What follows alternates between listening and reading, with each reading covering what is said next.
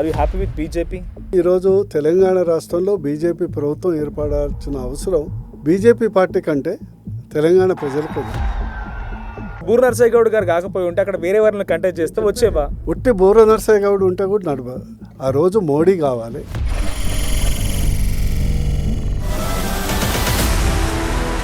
ముఖ్యమంత్రి స్థాయిలో ఉండి రేవంత్ రెడ్డి ఏమన్నాడు?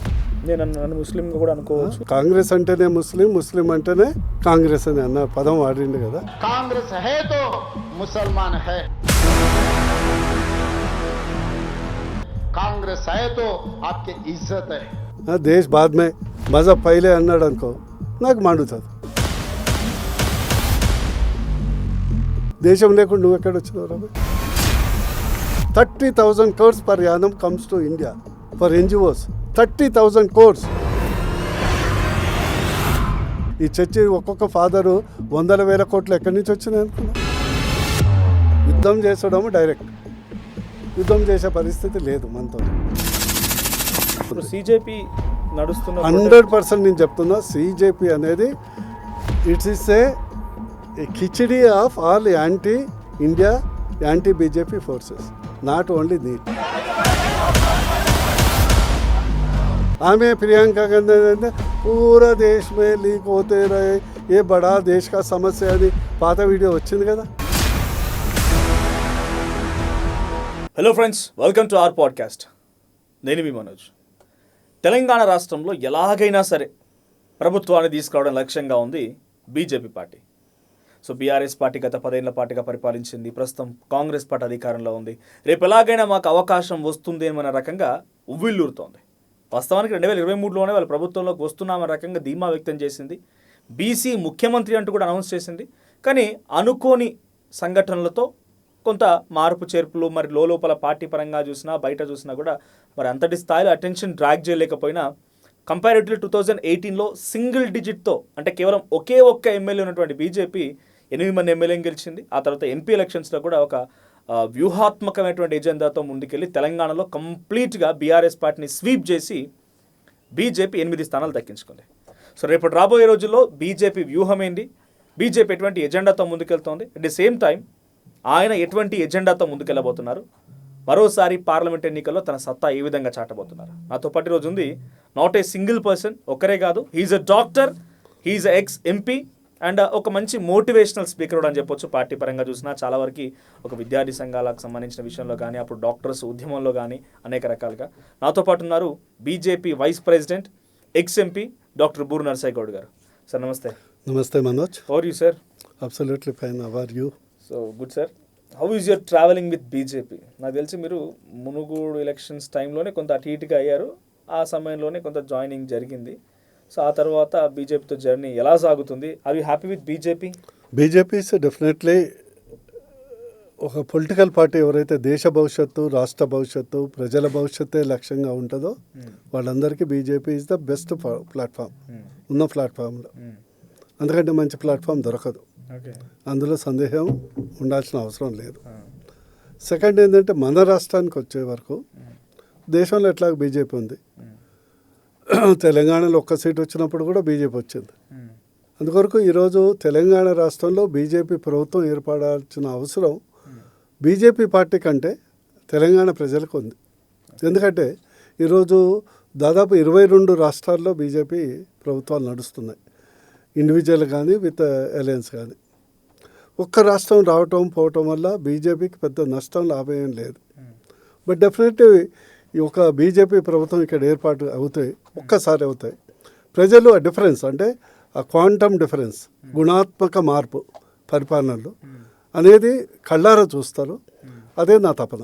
యాజ్ యూ సెడ్, ఇందాక మీరు అన్నట్టుగా ఆర్ యూ హ్యాపీ అని అంటే దేశం కోసం, రాష్ట్రం కోసం ఆలోచించే వాళ్ళు బీజేపీలో ఉంటారనే రకంగా అన్నారు. నాకు తెలిసి ఏదో నేను ఈ 10 years ఆఫ్ గవర్నెన్స్లో, లేకపోతే కేసీఆర్ గవర్నమెంట్లో కానీ, ఇప్పుడు 2.5 yearsగా, ఆల్మోస్ట్ 3 yearsగా రేవంత్ రెడ్డి పీరియడ్లో కానీ ఎవరైతే తమ సొంత పార్టీలో ఇమడలేక, ఇబ్బంది పడి, ఆశించి, దక్కలేకపోయిన తర్వాత ఆల్టర్నేట్గా ఎంచుకున్న వాళ్ళే కానీ స్వయంగా ఏదో బీజేపీలో ఆ దేశం కోసం, రాష్ట్రం కోసం చేరిన వాళ్ళు లేదు. ఎందుకంటే ఈటల రాజేందర్ గారు అప్పుడున్న సిచ్యువేషన్లో నిజంగా దేశం కోసం, ధర్మం కోసం ఆలోచించి ఉంటే ఆయన ఎప్పుడో జాయిన్ కావాల్సింది. బీజేపీ ఇప్పుడు కాదు కదా, ఎప్పటి నుంచో బీజేపీ సార్. ఉద్యమం వరకు ఉన్న, ఉద్యమం తర్వాతనే ఆలోచించి జాయిన్ కావాల్సింది. ఆయన ఉన్న సిచ్యువేషన్లో ఆయన మీద ఒక ఆరోపణ, మంత్రి పదవిని తొలగించడము, కేసీఆర్ ఇబ్బంది పెట్టడము, ఉప ఎన్నికల కోసం జాయిన్ అయ్యారు. So directly taking your question, Munugode సిచ్యువేషన్లో మీరు టికెట్ ఆశించిన విషయం తెలిసిందే. లేదు, నేను ఆశించాలి. బహిరంగ చెప్పినట్టున్నారు. లేదు, ఎప్పుడు ఆశించాలి. ఆ రోజు కనుక మీకు టికెట్ వచ్చిన ఎట్టి పరిస్థితి నేను బై ఎలక్షన్కి ఎలాంటి ఆశించలేదు. నేను ఆశించింది ఓన్లీ రెస్పెక్ట్. ఓకే సార్, అదైనా కూడా ఆల్టర్నేట్గా బీజేపీ అయింది, కానీ దేశం కోసం, రాష్ట్రం కోసం ఆ రోజు ఆలోచించి జాయిన్ అయ్యారా? డెఫినెట్లీ మొదటి నుంచి ఉన్నాను. ఒకటి మీరు గుర్తుపెట్టుకోండి, మీరు వ్యత్యాసం, మీ యూత్, మీ ఇలాంటి యూత్ తెలుసుకోవాలి. రాజకీయ పార్టీలు రకరకాలుగా ఉంటాయి. Some parties are only for power. Congress పార్టీకి సిద్ధాంతం అంటూ ఉండదు. కరప్షన్, కమ్యూనలిజం, క్యాస్టిజం, ఎట్టి పరిస్థితుల్లో పవర్ రావాలి, సంపాదించుకోవాలి, ఓన్లీ లక్ష్యం అదే ఉంటుంది. ఇక ఫ్యామిలీ రిలేటెడ్ పార్టీస్కు మీకు నేను చెప్పాల్సిన అవసరం లేదు. వాళ్ళకి పవర్ అండ్ పైసలు రెండే ఉంటాయి. కానీ బీజేపీకి ఎప్పుడు పవర్ ఈజ్ నాట్ మస్ట్. వాళ్ళు మొదటి నుంచి, చిన్నప్పటి నుంచి ట్రైనింగ్లో కూడా దేశం ఫస్ట్, అంటే nation first, party next, self last అనేది చెబుతూ ఉంటారు. అందుకొరకే బీజేపీలో చాలామంది ఎలాంటి, తెలంగాణ తీసుకోండి, మనకు స్వాతంత్రం వచ్చి 77 సంవత్సరాలు అయింది కదా. 77 సంవత్సరాల నుంచి పవర్ లేకుండా బీజేపీలో ఉన్న వాళ్ళు ఉన్నారు. ఇతర పార్టీలు కూడా బీజేపీని అభిమానించే వాళ్ళు కమ్యూనిస్టుల్లో కూడా ఉంటారు. ఒకటి ఏంటంటే రాజకీయాల అవసరం కొరకు వాళ్ళ యొక్క రాష్ట్రంలో, వాళ్ళ నియోజకవర్గంలో ఉన్నటువంటి పరిస్థితులకు అనుగుణంగా వాళ్ళు దూరంగా ఉండొచ్చు, వేరే పార్టీలు ఉండొచ్చు. అందుకొరకే నేను చెప్పాను, ఫస్ట్ ఏం చెప్పాను, దేశం కొరకు, రాష్ట్రం కొరకు, ప్రజల కొరకే కేవలం అదే ఆలోచన ఉంటే డెఫినెట్లీ బీజేపీలో ఉంటారు. అది చూసాడు ఐడియాలజికల్గా కాంగ్రెస్కి ఐడియాలజీ లేదు, లేకపోతే మీరు అంటుంటే ప్రాంతీయ పార్టీ ఏంటి, బీఆర్ఎస్ఏనా? Any party. So taking an example of Telangana BRS తీసుకుంటే, అప్పుడు టీఆర్ఎస్ పార్టీ, మీరు అప్పుడు ఉన్నప్పుడు టీఆర్ఎస్ పార్టీకి తెలంగాణ ఉద్యమం ఐడియాలజీ కాదు, అప్పుడు ఉద్యమం కాదు నేను చెప్పేది. ఉద్యమం అనేది ఆ రోజు ఆ పార్టీకి కాదు, యావత్ తెలంగాణ ప్రజలకు ఒక సిద్ధాంతమే కాదు, భావోద్వేగం. కాంగ్రెస్ పార్టీకి అప్పుడున్న సిచ్యువేషన్లో ఇండిపెండెన్స్ ఒక ఐడియాలజీ. అప్పుడు అన్ని పార్టీలకు అగైన్ చెప్తున్నాను, పార్టీలకు అతీతంగా ఇప్పుడు బీఆర్ఎస్ టీఆర్ఎస్ కొట్లాడి ఉండొచ్చు, మేము జేఎస్ తరఫున కొట్లాడి ఉండొచ్చు, సిపిఐ వాళ్ళు కొట్లాడి ఉండొచ్చు, కాంగ్రెస్లో ఉన్నటువంటి వాళ్ళు కూడా తెలంగాణ కొరకు ప్రత్యక్షంగా పరోక్షంగా, నేను అదే చెప్పేది.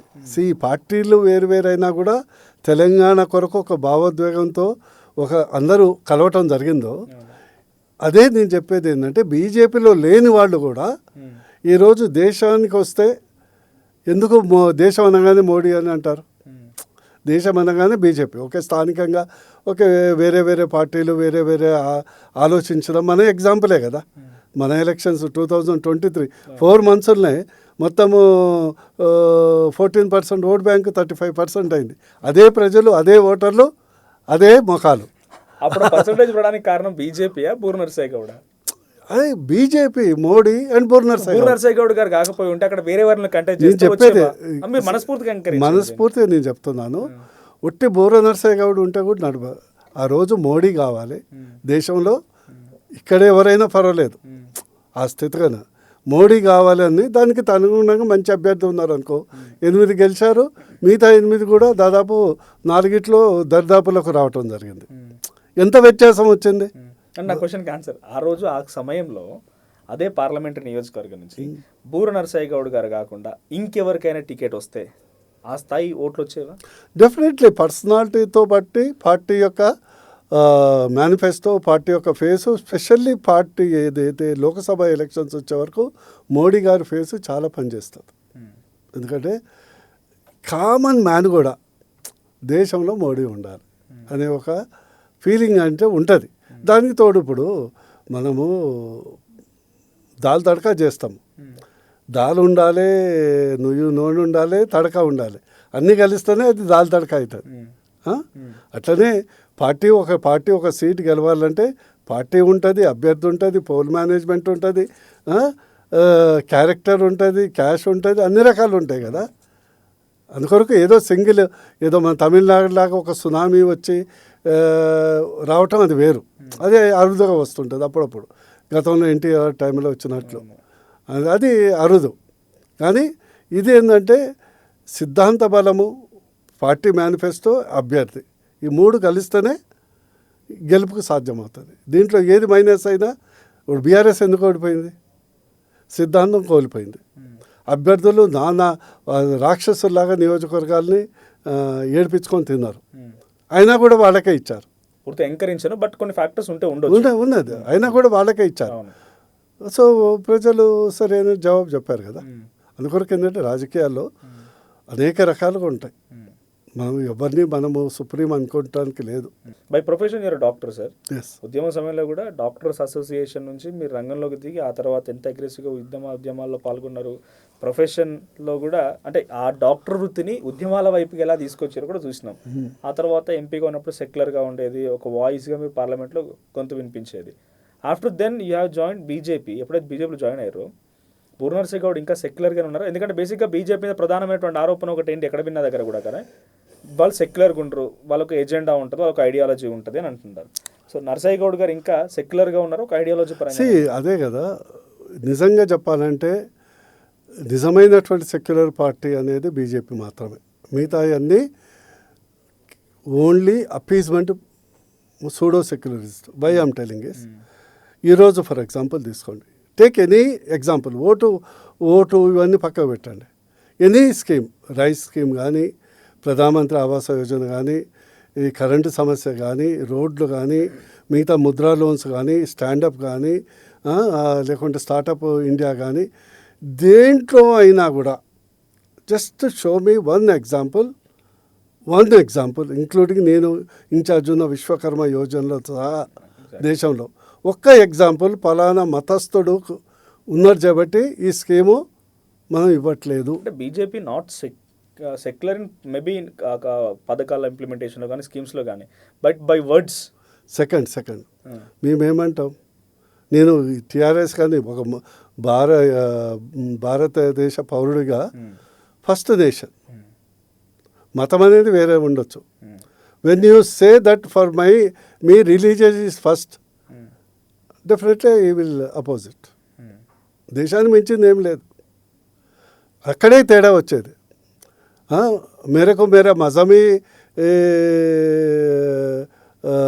ముఖ్యం, మేరా మజహబీ మేరకు చాయే, దేశ్ బాద్మే మజహబ్ పైలే అన్నాడు అనుకో, నాకు మండుతుంది. దేశం లేకుండా నువ్వు ఎక్కడ వచ్చినావు రా? That is exactly the dichotomy of secularism versus pseudo secularism. Why I would like to bring to your notice is that మీరు చాలా వరకు మిమ్మల్ని ఇంటర్వ్యూ చేసిన, దాదాపు 4 సార్లు ఇంటర్వ్యూ చేసినప్పుడు, మీరు టీఆర్ఎస్లో ఉన్నప్పుడు కానీ, తర్వాత ఎంపీగా మీరు వచ్చిన తర్వాత టీఆర్ఎస్ పార్టీలో కొనసాగుతున్నప్పుడు కానీ, చాలాసార్లు మనం ఇంటరాక్ట్ అయినప్పుడు I feel you are very secular, అన్ని రకాలుగా ఆలోచిస్తారు, యూఆర్ ఎడ్యుకేటెడ్ పర్సన్ కాబట్టి. కొంతమంది బీజేపీకి సంబంధించిన నాయకులు, ఉదాహరణకి బండి సంజయ్ గారు తీసుకున్నా, లేకపోతే ఇంకెవరైనా ఒక ఎగ్జాంపుల్ తీసుకున్నా కూడా, మన జూబ్లీహిల్స్ ఎన్నికలు, ఉప ఎన్నికలు జరిగినాయి. అక్కడికి పోయిన తర్వాత ఆయన మొల్దారం అని చెప్పి మాట్లాడిన మాటలు కానీ, లేకపోతే కొంతమందిని సరే బాడీ షేమింగ్ రకంగా వాళ్ళు కట్ మిర్చి అనో ఇంకో పదాలు వాడినప్పుడు, డోంట్ యూ ఫీల్ లైక్ అది ఒక కమ్యూనిటీనో లేకపోతే ఒక రిలీజియన్ని టార్గెట్ చేసి అటాక్ చేయడం? ఒకటి, మీరు ఓన్లీ పాలిటిక్స్లో నారోయిస్ట్ యాటిట్యూడ్ పోవద్దు. అదే ఎలక్షన్లో ముఖ్యమంత్రి స్థాయిలో ఉండి రేవంత్ రెడ్డి ఏమన్నాడు? నేను ముస్లిం కూడా అనుకోవచ్చు అని లేదు, నేను కాంగ్రెస్ అంటేనే ముస్లిం అంటేనే కాంగ్రెస్ అని అన్న పదం వాడిండు కదా. ఒక ముఖ్యమంత్రి స్థాయిలో ఏముండాలి? సబ్కా సాత్ సబ్కా వికాస్. సో అన్నప్పుడు దాని కౌంటర్గా కొందరు మాట్లాడాల్సి వస్తుంది, అంతేగాని సెకండ్ మీరు మాట్లాడటం వేరు, ఆచరణ వేరు. ఆచరణకు వచ్చే వరకు విద్యార్థిని ఎవరిని పక్కకు చూడం. ఎవడు సెక్యులర్ ఎవడు నాన్ సెక్యులర్ మీరు ఒకటి చెప్పండి. నేను టీఆర్ఎస్లో ఉన్నప్పుడు కూడా ఈ SC school, ST school, BC school, OC school ఏంటండి? అది సెక్యులరిజమా? మైనారిటీ స్కూలు అంతకంటే మతతత్వ ధోరణి ఏముంటుంది చెప్పండి? ఒక చిన్న పిల్లలు ఒక దేశంలో పెరగాల్సిన వాళ్ళు చిన్న తనలో మొక్కై వంగందే మానవి వంగదు అని అంటారు. నువ్వు చిన్నప్పటి నుంచి నువ్వు ఫలానా నీ వర్గం వేరు అని ఒక స్కూల్లో 12th వరకు నువ్వు చదివించిన తర్వాత వాడు సొసైటీలో ఎట్లా ఇంటిగ్రేట్ అవుతాడు? అంటే వాళ్ళు అప్లిఫ్ట్మెంట్ కోసం కాదా? అప్లిఫ్ట్మెంట్ కొరకు ఇప్పుడు మెడికల్ కాలేజీలు ఉంది, మరి దానికి కూడా SC medical college, ST medical college, BC medical college, minority medical college, Hindu medical college, Sikh medical college పెట్టు. Good point, debatable topic. మరి నాకు పేషెంట్ వస్తాడు, నాకు పేషెంట్ వస్తే నాకు ముస్లిమా, హిందూనా, Christian, I don't bother, because body same, treatment ఈ సేమ్. నేను ఇచ్చే నా కత్తికి కానీ నేను ఇచ్చే మెడిసిన్ కానీ రిలీజియన్ తెలియదు. నువ్వు చేస్తున్నావా మతతత్వం? అందరికి ఒకటే స్కూల్, ఏకలవ్య స్కూల్ పెడతాం, కులాల వారికి రిజర్వేషన్ ఇస్తాం, లేదా కేంద్రీయ విద్యాలయం పెడతాం. ఎస్సీకి reservation 16%, ST reservation 10%, BC reservation 20%, economically backward అంటే అగ్రకులాల పేదలకు 10%. అక్కడ అప్లిమెంట్ అయిపోయింది కదా. ఒకసారి జాయిన్ అయినాక వాడు ఏ కులమో ఏమో ఎవరికి తెలియదు కదా.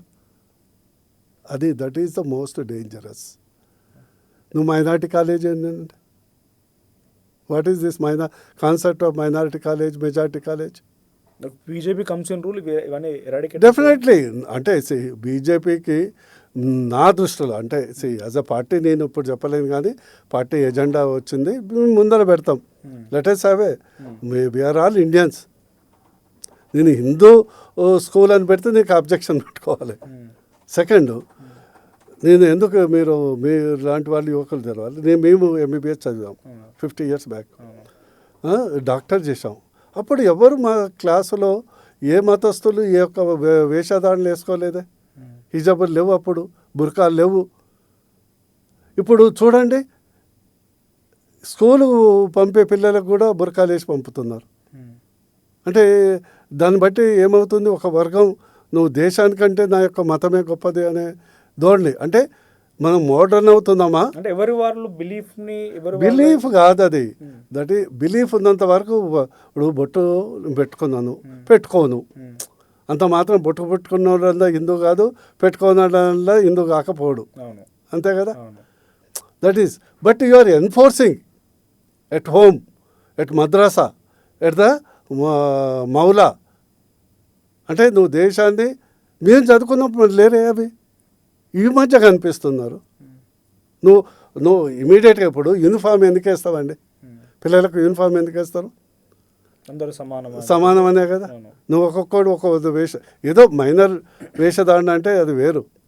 నువ్వు కట్టొచ్చినట్లు కట్టుకుంటే నీకు ఒక భేదభావన అయితే వస్తుంది కదా, అవసరం లేని దానికి. మరి మీ పిల్లలు మరి ఇంగ్లాండ్ పోతారు, యుఎస్ పోతారు, మోడర్న్ తిరుగుతారు, పబ్బులో తిరుగుతారు. అంటే మీకు అర్థం కావట్లేదు. ప్రాబ్లం ఏంటంటే this is a very very వాళ్ళు 1000 సంవత్సరాల కింద చేయలేనటువంటి గజ్వై హిందూ. అంటే భారతదేశాన్ని ఇప్పుడు చుట్టుపక్కల మొత్తము దేశాల్ని ఇస్లాం దేశాలుగా మార్చారు కదా. పురాతనమైనది ఇరాక్ కానీ ఇరాన్, ఒకప్పుడు పర్షియన్, అది ఒక గొప్ప సంస్కృతి. ఆఫ్ఘనిస్తాన్ హిందూ దేశం, పాకిస్తాన్ హిందూ దేశం, బంగ్లాదేశ్ హిందూ దేశం, నేపాల్ హిందూ దేశం, మయన్మార్ హిందూ దేశం, నార్త్ ఈస్ట్ అని హిందూ దేశం. అందులో మిగిలిపోయింది ఒకటి భారతదేశం. ఇది అంతర్గతంగా జరిగేటువంటి ఒక కుట్ర ఏదో ఉందో, ఏదైతే వివిధ దేశాలు మీకు అర్థం కావట్లేదు. మీ మెడ మీద కత్తి వచ్చినప్పుడు నాకు డౌట్స్ ఉన్నాయి కొంచెం మీ దగ్గర నుంచి. మీ మెడ మీద కత్తి వచ్చినప్పుడు అది అర్థమవుతుంది. ఇప్పుడు ఒకటి గుర్తుపెట్టుకోండి, మీరే చూడండి, 100 మంది హిందువులు ఉన్న దగ్గర ఒక 2 మైనారిటీ కుటుంబాలు క్షేమంగా ఉంటాయా లేవా? ఎలాంటి ఇబ్బంది లేకుండా. మరి అదే ఒక 50 కుటుంబాలు ఉన్న minority based on their characters and behaviour బట్టి కూడా బిహేవియర్ బట్టే. That is what. వ్యక్తులు చెడ్డోళ్ళు కాదు, వాళ్ళ వ్యవస్థ అది చెడుపు చేస్తుంది. As a individual everybody is good. అది హిందూ కానీ క్రిస్టియన్ కానీ ముస్లిం, యాజ్ ఎ ఇండివిజువల్ వాళ్ళ మెదడులో నువ్వు విషబీజాలు నాటినప్పుడే కదా వచ్చేది. క్రౌడ్ మెంటాలిటీ అంటారు కదా, అది భారతదేశానికి చాలా ప్రమాదం. అది సైడ్ సార్ ఇందాక మీరు అంటున్నట్టుగా ఇస్లామిక్ నేషన్గా మారుతున్నాయి, అంతర్గతంగా కూడా ఇట్లాంటి కుట్రలు ఉన్న వాళ్ళు చేస్తున్నారు రకంగా ఏదంటే అన్నారు. ఇప్పుడు రూపే వాల్యూ ఉంది. సో దట్ దెన్ 2014లో ప్రధాని నరేంద్ర మోదీ గారు చెప్పినట్టుగా రూపాయి విలువని చాలా గొప్పగా తీర్చిదిద్దాన్ని మాట్లాడుకొచ్చారు. యాజ్ ఎ జర్నలిస్ట్గా వెన్ అయిన న్యూస్ రూమ్ నేను ఎప్పుడైతే ఈ రూపీ వాల్యూ గురించి క్వశ్చన్ చేసినా, కామన్ మ్యాన్ క్వశ్చన్ చేసిన, లేదు ఇంకేదైనా ఇన్ఫ్లేషన్ లాంటి సిచ్యువేషన్స్ గురించి మెన్షన్ చేసిన, అన్ఎంప్లాయ్మెంట్ ఆపర్చునిటీస్ గురించి విషయంలో క్వశ్చన్ చేసిన, రైతులకు సంబంధించిన క్వశ్చన్ చేసిన, ఒక ఎంబ్లం పడుతుంది నా మీద, యాంటీ నేషనల్, దేశద్రోహి, లేకపోతే క్వశ్చనింగ్ ఈజ్ డెఫినెట్లీ మీరు క్వశ్చన్ నుంచే వచ్చారు. ఉద్యమంలో క్వశ్చనింగ్ ఎవరికైనా కూడా ఆ రోజు కాంగ్రెస్ గవర్నమెంట్ క్వశ్చన్ చేస్తే బీజేపీ అధికారంలోకి వచ్చింది. వెన్ ఎప్పుడైతే కామన్ మ్యానో లేకపోతే ఒక journalist who are it may be, సరే కొంతమంది ఉండొచ్చు కుట్రలు చేసేవాళ్ళు, జెన్యున్ క్వశ్చన్ వేసే వాళ్ళ మీద ఒక ఎంబ్లం వేసి యాంటీ నేషనల్ అని వేస్తే ఏడికి పోవాలి? నువ్వు ఒకటి గుర్తుపెట్టుకోవాలి మనోజ్, క్వశ్చన్ వేసుడు కాదు, question is not important. Question వెనుక ఉండేటువంటి ఏదైతే భావోద్వేగం ఉంటుంది కదా, వాట్ ఈస్ జెన్యూనిటీ వేరు, విత్ మోటివిటీ ఉంటుంది. ఫర్ ఎగ్జాంపుల్ నువ్వు అడిగావు, ఇది భారతదేశం 140 కోట్ల మంది, 145 కోట్ల జనాభా ఉన్నటువంటి దేశం. ఈ భారతదేశాన్ని ప్రపంచాన్ని ఈ వెళ్ళిన వాళ్ళు ప్రపంచాన్ని మొత్తాన్ని వెళ్ళొచ్చు ఈజీగా. ఇంకోటి ఏంటంటే భారతదేశం, మీరు అదే చైనా పోండి, ఒకే రకంగా ఉంటారు. దాదాపు 2-3 భాషలు తప్పితే వేరే భాషలు ఉండవు. డిక్టేటర్షిప్ ఉంటుంది, ఎవడు క్వశ్చన్ చేయడానికి లేదు. దాన్ని గవర్నెన్స్ చేయడానికి, ఓ రోడ్ వేయటానికో, ఎయిర్పోర్ట్ చేయటానికో, ఓ బ్రిడ్జ్ కట్టడానికి ఎలాంటి అడ్డంకులు ఉండవు. అదే వెస్ట్రన్ కంట్రీస్ పోతే ఒక యూనిఫామిటీ ఉంటుంది. అక్కడ కూడా ప్రొటెస్ట్లు ఉంటాయి, అక్కడ ఉంటాయి కానీ యూనిఫామిటీ ఉంటుంది. Majority most of the European కంట్రీస్లో 90-95% సింగిల్. ఫర్ ఎగ్జాంపుల్ పోలాండ్ తీసుకో, 98% ఒకటే జాతికి వాళ్ళు, ఒకటే భాష వాళ్ళు ఉంటారు. మన భారతదేశం తీసుకో, నీకు ప్రపంచంలో ఉన్నటువంటి అన్ని భాషలు, అన్ని వేషాలు, అన్ని జాతులు, అన్ని మతాలు కలిసి ఉంటుంది. And the fullest democracy, with the fullest democracy. నీకు చుట్టుపక్కల ఉన్న ఏ దేశాల్లో కూడా నీకు డెమోక్రసీ అంటూ ఎనీ ఇస్లామిక్ దేశం నీకు లేదు. ఓన్లీ డిక్టేటర్ ఆ రాజు, అంతే కదా. సెకండ్, మీరు అడిగిన క్వశ్చన్, ఈరోజు క్వశ్చన్ అడగటం ప్రాబ్లం లేదు, దాన్ని ప్రశ్నించడం ప్రాబ్లం లేదు. చేసే పద్ధతి ఏదైతే ఉందో దాన్ని అడ్డుపెట్టుకొని దేశానికి నష్టం చేసే విధంగా, నథింగ్ బట్ ఇప్పుడు నువ్వు ఉన్నావు, ఫెయిర్ ఉన్నావు నాకంటే, అంతే కదా. నీకంటే నాకు స్కిన్ డార్క్ ఉంది, నీకంటే ఫెయిర్ ఉన్న వాళ్ళు కూడా ఉంటారు కదా. It's a comparative world economy అనేది కంపారిటివ్. సెకండ్, నువ్వు అన్నావు రూపీ వాల్యూ, మీకు చాలా మందికి అర్థం కాదు. క్వశ్చన్ చేసినప్పుడు నేను ఆన్సర్ చెప్తా కదా. ఆన్సర్ చెప్పింది దాన్ని కన్విన్స్ కావచ్చు, కాకపోవచ్చు, దేర్ లివ్ మేటర్. బట్ నేను కన్విన్స్ కాలేదు కాబట్టి నేను దేశాన్ని తుకడే చేస్తుంటే డెఫినెట్లీ నేను యాంటీ నేషనల్గా ముద్ర వేయాల్సి అదే కదా. లేదు, క్వశ్చన్ కాదు, క్వశ్చన్ చేసుకుంటూ నెక్స్ట్ నువ్వు అడిగావు. ఇప్పుడు జేఎన్యూలో ఏం జరిగింది, నువ్వు ఏదో స్టూడెంట్ దాని గురించి ప్రొటెస్ట్ మొదలెట్టావు. జమ్మూ కాశ్మీర్ అలంగ్ కరింగే, తుకడే భారత్ కరింగే అని అదే మీటింగ్లో నువ్వు నిదానం ఇస్తే ఏం చేస్తావు? నీకు చికెన్ దిక్కును సంపర్ట్ చేస్తే ఏమంటావు? మరి అదే కాంగ్రెస్ మీటింగ్లో ఎన్ఐసి స్టూడెంట్స్ కానీ, సిపిఐ స్టూడెంట్స్ కానీ వాళ్ళ యొక్క పార్టీ జెండా కింద విద్యార్థి ఉద్యమం కానీ, రాజకీయ ఉద్యమం చేసినప్పుడు ఇలాంటి సమస్యలు వస్తున్నాయా? ఏదైతే వివిధ అంశాలను తీసుకొని, బట్ అక్కడ ముద్ద ఏమొస్తుంది? తుకడే కరింగి. అండ్ అక్కడ ఎవరు వస్తున్నారు? నువ్వు తీసుకో, షాహీన్ బాగ్ ఉద్యమం జరిగింది. షాహీన్ బాగ్ ఉద్యమానికి అసలు నీకు ఇండియన్స్కి ఏం సంబంధం? ఫారెన్ నేషనల్స్కు సంబంధించింది. ఏదైతే ఆఫ్ఘనిస్తాను, పాకిస్తాన్ కానీ, బంగ్లాదేశ్లో కానీ హిందువులు, సిక్కులు లేకుంటే మిగతా జూవిష్ కమ్యూనిటీ మతపరమైనటువంటి విద్వేషం కాకుండా వాళ్ళని చంపబడుతున్నారు. మీకు అందరు తెలిసిందే, ఓపెన్ సీక్రెటే కదా. మా బంగ్లాదేశ్లో 20% ఉన్న హిందువులు ఈరోజు 8% పడిపోయారు. అందువల్ల వాళ్లకు సిటిజన్షిప్ ఇస్తామని మనం తెచ్చుకున్నాం. దానికి నువ్వు చేయాల్సిన అవసరం ఏముందండి? వ్యతిరేకించాల్సి. ఎవరు వ్యతిరేకిస్తున్నారు? షాహీన్ బాగ్లే చేసింది. ఆల్మోస్ట్ 6 నెలలు చేశారు కదా. మైనారిటీ వర్గాలు, కొన్ని లెఫ్టిస్ట్ వర్గాలు ఆ రోజు ఆల్మోస్ట్ ఆ షాహీన్ బాగ్లో లేడీస్ని రోజుకి 500 రూపాయలు ఇచ్చి కూర్చోబెట్టి బ్రేక్ఫాస్ట్, లంచ్, డిన్నర్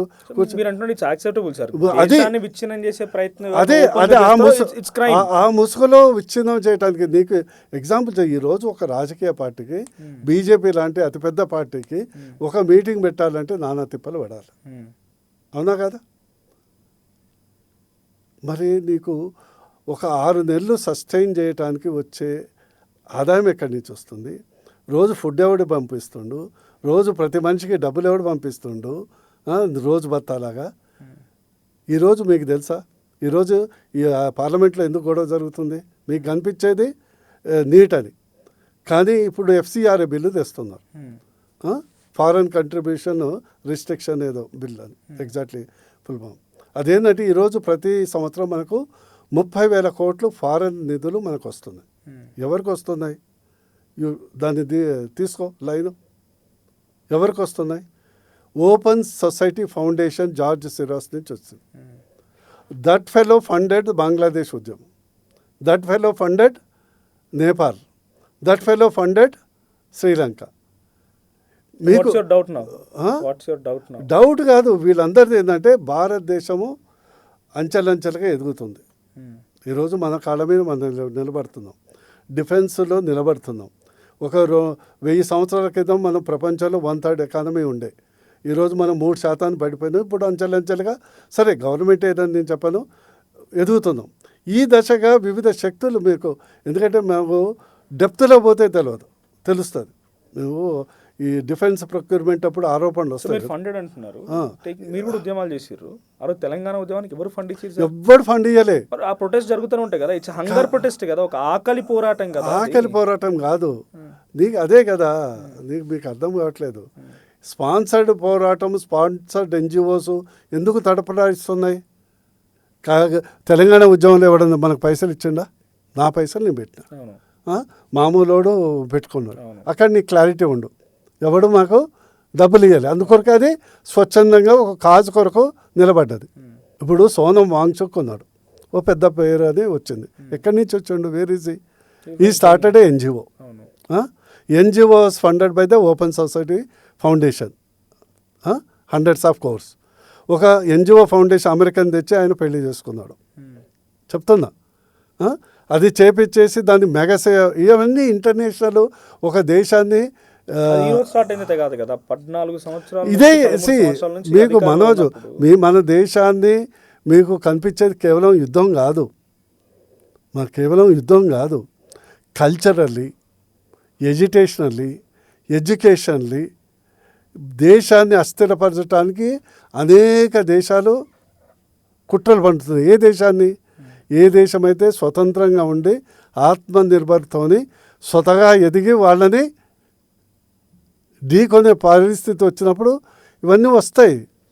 ఇది తిన్నింటి వాసాలు లెక్కపట్టదు కదా సార్, ఆ స్థాయిలో ఉండదు కదా. ఇప్పుడు వాడు ఈ దేశంలో ఉండి ఈ దేశం ఇట్లా చాలా మంది ఉంటారు, మీకు తెలియదు. మీకు ఢిల్లీకి వచ్చి కొన్ని లగ్జరీస్లో ఏం పని చేయరు, లగ్జరీ ఫౌండేషన్స్ పెట్టుకుంటారు NGOs. వాళ్ళ లైఫే ఎవ్రీథింగ్ ఏంటంటే వాళ్ళ నుంచి ఒక డైరెక్షన్ వస్తుంది. అది మనకు కనిపించదు. వాళ్ళు ఎడ్యుకేషనలిస్ట్లా కనిపిస్తారు, వాళ్ళు ఎన్వైరన్మెంటల్ లాగా కనిపిస్తారు, ఒకళ్ళేమో ఏది ప్లాస్టిక్ వ్యతిరేకంగా కనిపిస్తారు. బట్ అల్టిమేట్లీ ఎక్కడో ఒక దగ్గర మళ్ళీ లింక్ అక్కడ అవుతుంది. ఇప్పుడు నర్మదా డ్యామ్ ఉంది ఫర్ ఎగ్జాంపుల్, వాళ్ళు లింక్ చేస్తున్నారా? బీజేపీ కాదు, మీరు ఒకసారి వాళ్ళ యొక్క అకౌంట్స్ బుక్ చెక్ చేసుకో తెలుస్తుంది. 30,000 crores per annum comes to India for NGOs.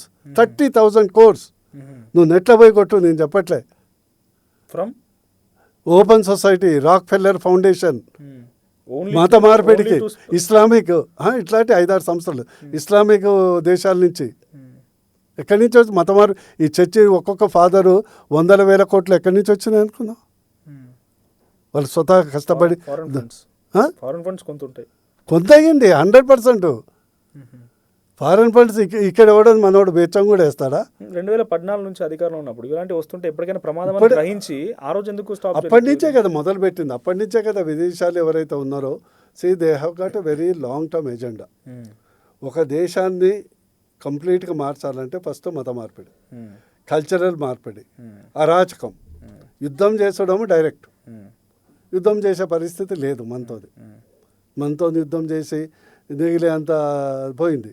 మన ఎకనామిక్గా టోటల్గా పిండేయాలనుకున్నా కూడా ఆ స్టేజ్ దాటిపోయినాం చాలా వరకు. ఎక్సెప్ట్ ఆయిల్, మనకు దరిద్రం ఏంటంటే ఆయిల్ ఇంకా మనం ఆధారపడి ఉన్నాం. ఆయిల్ ఒకటి మనం లేకుంటే ఏదో రకంగా డిపెండ్ అవ్వాల్సిందే మ్యూచువల్గా.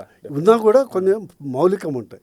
ఇప్పుడు ఆహారం మీద ఆధారపడి ఉంటే మౌలికం అవుతుంది. ఇప్పుడు లేదు, మనకే 2-3 సంవత్సరాలు ఇంకా ఉన్నాయి, నిల్వలు ఉన్నాయి. మనకు మెయిన్గా ఉన్నది ఆయిల్ ఒకటి. అందుకొరకు అనేక దేశాలు మీరు లోతుగా అంటే పొలిటికల్ స్టడీ చేస్తే హౌ ఒక కంట్రీని డీస్టెబిలైజ్ చేయటము, లేకపోతే దేర్ ఈస్ వన్ ఫిలాసఫీ పేరు అట్లా అంటే ఎదుగుతున్న దేశాన్ని ఎట్లా అడ్డుకోవాలనేది ఒక ఫేమస్ రచయిత ఉన్నాడు, ఫిలాసఫీ ఉంది. దాంట్లో నేను చెప్పినవన్నీ ఉంటాయి. ఎదుగుతున్న ఎక్స్టర్నల్ సోర్సెస్ నుంచి అడ్డుకుంటున్నారు, అడ్డుకోవటం జరుగుతుంది. దురదృష్టం ఏంటంటే ఇందులో ఇస్లామిక్ ఫోర్సెస్ ఉన్నాయి. ఇప్పుడు కాశ్మీర్ ఉంది, సిజేపీ నడుస్తున్న 100% నేను చెప్తున్నా. సిజేపీ అనేది it's is a khichdi of all anti India anti BJP forces, not only NEET. NEET is నేను చెప్తున్నా కదా, ఒక్కోసారి ఒక ఉద్యమం ఉంటుంది, ఒక కాజ్ ఉంటుంది. నేను నీట్ గురించి నెగటివ్ చెప్పట్లే. నీట్ అయింది ఓకే, మరి ఇప్పటి వరకు యూపీఏ టైంలో 53 సార్లు పేపర్ లీక్ అయింది. 53 సార్లు లీక్ అయింది కదా. అంటే why do we compare always with the past sir? లేదు, నేను పాస్ట్ కాదు, ఇది ప్రెజెంట్ అయితే కాదు, ఫ్యూచర్లో కూడా అవుతాయి. అవును, నువ్వు ఇప్పుడున్న దాంట్లో ఏం యాక్షన్ తీసుకుంటాం అన్నది ఇప్పుడు కావాలి. ఏం యాక్షన్ తీసుకోవాలి? కల్ప్రిట్స్ని చేయాలి, ఫైండ్ అవుట్ చేయాలి, జైల్లో పెట్టాలి. ఫాస్ట్ ట్రాక్ కోర్టు పెడతామని మోడీ గారు అనౌన్స్ చేశారు. With in 6 months they will be. After 1 month ఈ ప్రొటెస్ట్ తర్వాత ఇవాళ అనౌన్స్ లేదు, already they are in the jail from the second day. Fast track court గురించి ఈ రోజు అనౌన్స్ చేశారు మోదీ గారు. ఆల్రెడీ సెకండ్ డే నుంచి అయిపోయింది. ఇప్పుడు దేనికైనా కూడా సమయం సందర్భం ఉంటుంది కదా. అంటే కానీ పిల్లల చావులు కదా మినిమం కన్సర్న్ అయినా. పిల్లల చావు ఎక్కడుంది? ఎవరు తెచ్చండి? 21 స్టూడెంట్స్ చనిపోయారు. ఇవన్నీ నువ్వు కుకప్ చేయకు. ఎందుకంటే మనోజ్ ఈరోజు నీట్ స్టూడెంట్స్ ఇప్పుడు మా తెలంగాణ నాకు తెలుసు, మా బంధువులకు కూడా 19th ర్యాంక్ వచ్చింది మా మనోడు, all India ranks. Second time వచ్చినాక ఫస్ట్ టైం వాడికి చాలా తక్కువ వచ్చింది. నేను చెప్పేది ఏంటంటే మా అసోసియేట్కు వాళ్ళ బాబుకు ఆల్ ఇండియా ర్యాంక్ వచ్చింది. జెన్యున్ రాస్తే ర్యాంక్ పెరిగింది, అయితే లీక్ కాకుండా రాస్తే ర్యాంక్ పెరిగింది. నా ఒక టీం మెంబర్ డాక్టరు, ఆయన కొడుకుది 42, నాకు బంధువు మనవడైతాడు, వాడికి 19th all India rank. Genuine జరిగితే వచ్చిన రిజల్ట్ ఇవన్నీ వచ్చినాయి చెప్తున్నా. వాళ్ళు పిల్లలు చదువుకున్నారు, రాసిండ్రు. Yes we accept, we will take a remediation measures. మాకేదో తెలంగాణలో కానీ ఇతర కప్పిపుచ్చటం కానీ అదేమి ఉండదు కదా.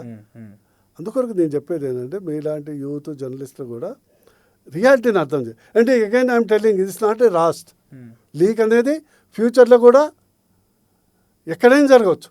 ఇప్పుడు మరి జరకండి లేదా గొడవ కావట్లే, పంజాబ్లో గొడవ కావట్లే, రాజస్థాన్లో కాలేదా? आमे प्रियंका गांधी అంటే పూరా దేశ్ మే లీక్ होते रहे, ये बड़ा देश का సమస్య అని పాత వీడియో వచ్చింది కదా. మరి అప్పుడేం బర్తరఫ్ చేయలేదు. అంటే నేను చెప్తాను ఇష్యూగా మీరు పరిగణిస్తున్నారు లేదా ఒక ఇష్యూ, సీరియస్ ఇష్యూ అనేది? నీట్ అనేది serious issue. Exams already we have taken action. కానీ నీట్ అంతా అయిపోయి ఎట్లా అంటే పెళ్లి చూపులు అయినాయి, పెళ్ళి అయిపోయింది, శోభనం అయిపోయింది, సంసారం చేస్తుంది. ఇప్పుడు మళ్ళీ పెళ్లి చూపులు పెడదాం, మళ్ళీ మొదటికి వద్దామని, మొదటి స్టార్ట్ చేద్దాం అన్నట్టు ఉంది. కానీ ముందే ఆ పిల్లకి వేరే ఇంకో సంబంధం అని చెప్పలేదు కదా సార్. ఇక్కడ ఏది లీక్ విషయంలో ఆల్రెడీ లీక్ అయిన విషయం తెలియకుండా విద్యార్థులు రాసిర్రు సార్. కాన్సిక్యూటివ్ 2 years 2025 లీక్ అయింది, 2026 లీక్ అయింది. వెరీ ఫ్యూ మైనర్ మన దేశంలో ఇట్స్ ద బిగ్గెస్ట్ ఎగ్జామినేషన్. వ్యవస్థ వ్యక్తులు ప్రాబ్లం, వ్యవస్థ ప్రాబ్లం కాదు. వేరే ఎక్కడైతే వేరే దగ్గర జరుగుతుందో డబ్బులు తీసుకోవటం, ఏదో ప్రభుత్వం ఇన్వాల్వ్ కావటమో, లేకుంటే ప్రభుత్వంలో ఉన్నటువంటి పెద్దలు ఇన్వాల్వ్ కావటమో జరిగితే డెఫినెట్లీ వాళ్ళని ఉరిదీయాలి. ఎందుకంటే పిల్లల భవిష్యత్తు కంటే ఎక్కువ క్రెడిబిలిటీ, ట్రస్ట్ పోతే మళ్ళీ రాదు. ఇప్పుడు డాక్టర్ దగ్గరికి వస్తాడు, డాక్టర్ నా ప్రాణాన్ని కాపాడుతాడని వస్తాడు, తీస్తాడని అయితే రాడు కదా. ఆ నమ్మకం పోవద్దు. ఓకే, ఓసారి కాంప్లికేషన్ రావచ్చు, ఓసారి మనం ప్రయత్నం చేసినా కూడా బతకపోవచ్చు, అది వేరు. ట్రస్ట్ అనేది ప్రభుత్వం కానీ మనిషికి కానీ అవసరం. నిన్న ప్రొటెస్ట్ మీద పార్లమెంట్కి చెలో పార్లమెంట్ వెళ్తున్న టైంలో విద్యార్థుల మీద దాడులకు సంబంధించి చూసినాం కదా. What is your reaction sir? విద్యార్థులు ఒకటి చెప్తున్నారు, ఇది అగైన్ ఆ మోటివేట్. విద్యార్థులు అక్కడ 90% విద్యార్థులు కారు, 90% ఆందోళనకారులు, 90% మీరు చూసినావు కదా. నిన్న గడ్డం పెట్టుకుని వాడు జీవును తగలబెడుతున్నాడు. వాడు విద్యార్థి కాడు. ఎప్పుడు స్టార్ట్ అయింది? నువ్వు చలో పార్లమెంట్ అయినప్పుడు డెఫినెట్లీ పార్లమెంట్కి పోనీయారు కదా క్రౌడ్ని. అడ్డుకోవటము, లా అండ్ ఆర్డర్ చూడటం. Parliament is the biggest temple of the democracy, what ever the party. ఈరోజు బీజేపీ ఉంటుంది, పార్టీలు శాశ్వతం కాదు కదా, వ్యవస్థలు శాశ్వతం. ఇదివరకు యూపీఐ టైంలో కాలేదా? అనేక స్కాములు కాలేదా? అది పార్లమెంట్ మీద దాడి. కానీ కుట్ర లేదు యు ఆర్ మిస్అండర్స్టాండింగ్. బేసికలీ ఏంటంటే the script Bangladesh president prime minister palace మీద దాడి చేసి ధ్వంసం చేసి చూడలేదా విజువల్స్? కాలబెట్టి. సెకండ్ నేపాల్లో చూడలేదా? శ్రీలంక చూడలేదా? ఈజిప్ట్లో చూడలేదా? టునీషియాలో చూడలేదా? What is the thing? Power centre మీద మాస్ అటాక్ చేయటము, ధ్వంసం చేయటం, తద్వారా దేశాన్ని విచ్ఛిన్నం చేయటం. దట్ ఈస్ ద అసలు ప్లాన్. ఎందుకు రాహుల్ గాంధీ సడన్గా పోయి పిఎం ఇంటి ముందర ధర్నా చేసిండు? ప్రొటెస్ట్ ఎందుకు చేసిండు? అది అట్లా అనుకుంటే రేపు మేము బీజేపీ ఉంది, ఫీ రియంబర్స్మెంట్ చేయలేదు తెలంగాణ గవర్నమెంట్. ఇదే రాహుల్ గాంధీ ప్రియాంక గాంధీ కదా కార్డు పెట్టుకొని హమ్ దేంగే హర్ ఔరత్ దేంగే అది సొల్లు కబుర్లు అని చెప్పింది కదా. రేపు మేము 1000 మంది ఆమె ఇంటి మీద అటాక్ చేస్తాం. ఎట్లుంటుంది? Just imagine. అదే ప్రొటెస్ట్ మార్గానే పోతాం. ఎట్లా ఉంటుంది? ఇండివిజువల్ హౌస్కు ఎందుకు పోము? ఇండివిజువల్ పార్టీ మీటింగ్ మీద ఎందుకు పోము? ఒక డెమోక్రసీలో ఏంటంటే there are institutions, there are places to protest. లేకుంటే డెమోక్రసీలో నీకు పార్లమెంట్కి వాల్యూ, అసెంబ్లీకి వాల్యూ ఏముంటుంది? నేను అసెంబ్లీకి పోయి తగలబెడతా అంటే నువ్వు బేసిక్. రాహుల్ గాంధీ పోయింది ఏంటంటే ఈ క్రౌడ్ ఉన్నంతా మీరు అక్కడికి రాండి అని సిగ్నల్ ఇవ్వడానికి ఉంటారు కదా దొంగలు. అంటే సీజేపీ క్రౌడ్ మొత్తం మోడీ ఇంటి వైపు ధర్నీ చేయడానికి ప్రయత్నం చేసిన అది కుట్రలో భాగం. ఎందుకంటే వీళ్ళేమో అక్కడే అయినరు, పార్లమెంటు వీళ్ళ డైరెక్షను. హీ వాంట్స్, ఎందుకంటే అక్కడ పార్లమెంట్ దగ్గర సెక్యూరిటీ అంతా వాళ్ళు అలర్ట్ అయినరు. ఇక అక్కడేమో పిఎం ఎట్లా పార్లమెంట్లో ఉండదు కాబట్టి మామూలుగా రోడ్డు మీద ఏముంటుంది. So he wanted the crowd to come. అది డేంజరస్ కుట్ర. Let's conclude this policy making and everything sir. Last final word, what could be the result? ఏం జరగవచ్చు ఏది ఇప్పుడు జరిగేటువంటి ప్రొటెస్ట్ల ఆధారంగా, ఇప్పుడు జరిగేటువంటి పార్లమెంట్ సెషన్స్ లో? చూడు, బీజేపీ పార్టీ తరఫున మోడీ గారు ఏది అవసరం ఉంటే అది యూత్ కొరకు. ఎందుకంటే బీజేపీలో యూత్కే ప్రధాన ప్రిఫరెన్స్ ఇవ్వడం జరుగుతుంది. వాళ్ళతో చర్చలు అంటే చర్చలు. ఒకవేళ వాళ్ళు విద్యార్థులు కాకపోయినా ప్రీ కండిషన్స్ పెడితే మాత్రం అది ప్రెసిడెన్స్ అవుతుంది. ఇప్పుడు రేపు ఏదన్నా మొన్ననే ఇప్పుడు ఇదే సంఘటన అప్పుడు రైతులు వచ్చారు. ఇదే సంఘటన అన్నప్పుడు ఇన్ని నెలలు కామ్గా ఉన్నటువంటి జమ్మూ కాశ్మీర్లో ఒక కానిస్టేబుల్ని టెర్రరిస్టులు కాల్చి చంపారు అనంతనాగ్లో. ఎస్, ఇవన్నీ ఇండిపెండెంట్ ఇన్సిడెంట్ కాదు. All together only one cause కింద చూస్తున్నారు. అయితే ఇవన్నీ మీరు అనిపిస్తుంది ఇండిపెండెంట్ ఇన్సిడెంట్స్ అని. They will be coordinated by foreign bosses. So foreign bosses ని కిల్ చేసే ప్రయత్నంలో ఇప్పుడు మీరు సిద్ధంగా ఉన్నారు. డెఫినెట్లీ విద్యార్థులకు సంబంధించిన బీజేపీకి ఏముంది, దేశం ఫస్ట్ అంటాం. దేశం ఫస్ట్ అన్నప్పుడు ఈరోజు పౌరులే యువతదే రేపు భావి భారత పౌరులు అనేది క్లారిటీ డెఫినెట్లీ ఇప్పుడు ఉన్నది. మొత్తం 140 కోట్ల జనాభాలో అక్కడ ఎంతమంది విద్యార్థులు ఉన్నారు? మీరు వాళ్ళ వీడియోలు చూస్తే నీకు అర్థం కావట్లేదు. డైరెక్ట్ విద్యార్థులు అంటే విద్యార్థులు రానక్కర్లేదు, విద్యార్థుల పేరెంట్స్ లంపెన్ ఎలిమెంట్స్. ఇవాళ ఒక 200 మంది వేసుకొని వాడు గ్యాంగ్స్టర్ ఆడవ ధర్నా చేస్తున్నాడు.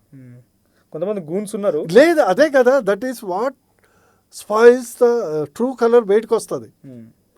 నిజమైనటువంటి విద్యార్థులు ఏమంటారు? వాడి కాజుకు పోయినప్పుడు వాడు తప్పుకుంటాడు. ఇప్పుడు నువ్వు ఉన్నావు, వేరే వాడు వచ్చి నీ కాజుని హస్తగతం చేసుకున్నాడు అనుకో, డెఫినెట్లీ నీకు తెలుస్తుంది కదా.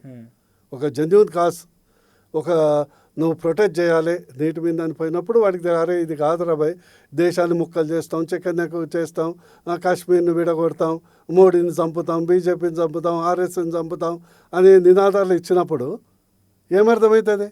డెఫినెట్గా కొంతమంది గూన్స్ ఎంటర్ అయ్యారు. ఆర్గనైజ్డ్ గా ఉన్నప్పుడు పొలిటికల్ పార్టీస్ లేకుంటే మూవ్మెంట్ కి ఏంటంటే ఒక కాజ్ ఉంటుంది, ఒక ఆర్గనైజ్డ్ అన్ఆర్గనైజ్డ్ గా ఉన్నది. ఇప్పుడు ధర్నా చేస్తుంది, ఎన్ఎస్ఐ ధర్నా చేస్తుంది, ఎస్ఎఫ్ఐ చేస్తుంది, ఏఎస్ఎఫ్ఐ చేస్తుంది, పీడిఎస్ చేస్తుంది. ఎక్కడ ఇష్యూ వచ్చిందా? సో అన్ఆర్గనైజ్డ్ నడుస్తుంది కాబట్టి అన్ఆర్గనైజ్డ్ ఒక్క ఏదైతే ఉందో పేరు మీద ఈ యొక్క ఫారెన్ నేషనల్ ఇన్వాల్వ్మెంట్ ఉండదు. అక్కడ మేము ఐరన్ హ్యాండ్తో మోడీ గారు కానీ ఎవరు కానీ మోడీ గారు కాదు భారతదేశంలో ఉన్న ఏ ఒక్క పవర్లో ఉన్న పార్టీ కూడా ఇంక్లూడింగ్ రేవంత్ రెడ్డి అణచివేస్తారు. ఎందుకంటే ultimately it's question of nation. అవును, but that should be result. ఆ రిజల్ట్ ఏమొస్తుందో చూడాలి. Result definitely no we will make much more full proof నీట్ది ఆల్రెడీ చేశారు. ఇంకా ఏమన్నా ఉంటే ఇప్పుడు మనకు ఇంత భారీ 14 లక్షల మంది విద్యార్థులు at a time single day దేశంలో ప్రపంచంలో ఎక్కడన్నా అవుతుంది ఇట్లా. Thank you sir, thank you for participating in RP podcast.